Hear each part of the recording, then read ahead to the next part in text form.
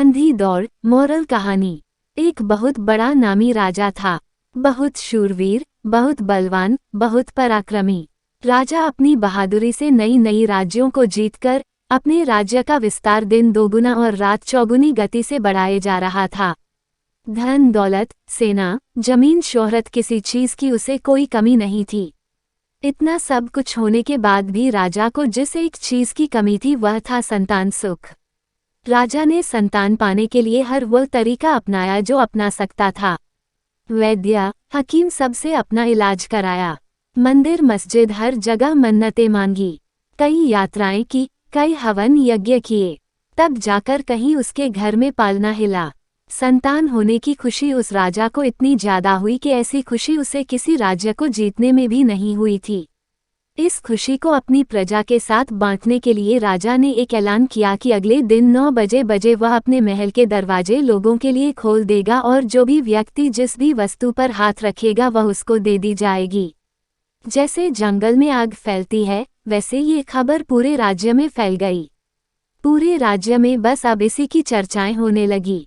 लोग गुट बनाकर एक दूसरे से विचार विमर्श करके योजनाएं बनाने लगे कि वो किन किन वस्तुओं पर हाथ रखेंगे।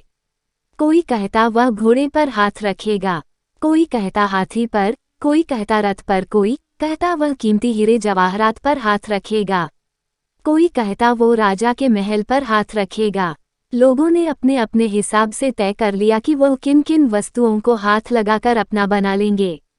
राजा के राज्य में एक छोटा सा परिवार भी रहता था, माता पिता और एक 8 साल का छोटा बच्चा। जब हर तरफ इसी बात की चर्चा हो रही थी तो उस बच्चे के मन में जिज्ञासा उठी और उसने अपने माता पिता से कहा कि मुझे भी आप कल राजा के महल में लेकर चलिएगा, मुझे भी कुछ चाहिए। बच्चे के माता पिता ने उसे बहुत समझाया कि तुम अभी छोटे हो, तुम्हें भला इन सब से क्या मतलब, लेकिन बच्चा जिद पकड़ कर बैठ गया। बच्चे की जिद के आगे उसके माता पिता ने हार मान ली और बच्चे को भी वहां ले जाने का तय हुआ। राजा के आदेश अनुसार अगले दिन 9 बजे राजा के महल के द्वार खोल दिए गए। वहां पर पहले से ही हजारों की तादाद में लोग मौजूद थे। जैसे ही द्वार खुले सब अंदर घुसे और अपने हिसाब से हर कीमती से कीमती वस्तुओं पर हाथ रखकर उसे अपना बनाने लगे।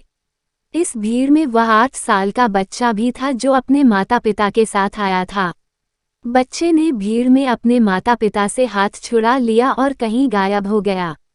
बच्चे को अपने साथ न पाकर उसके माता पिता बहुत परेशान हो गए और उसे इधर उधर ढूंढने लगे।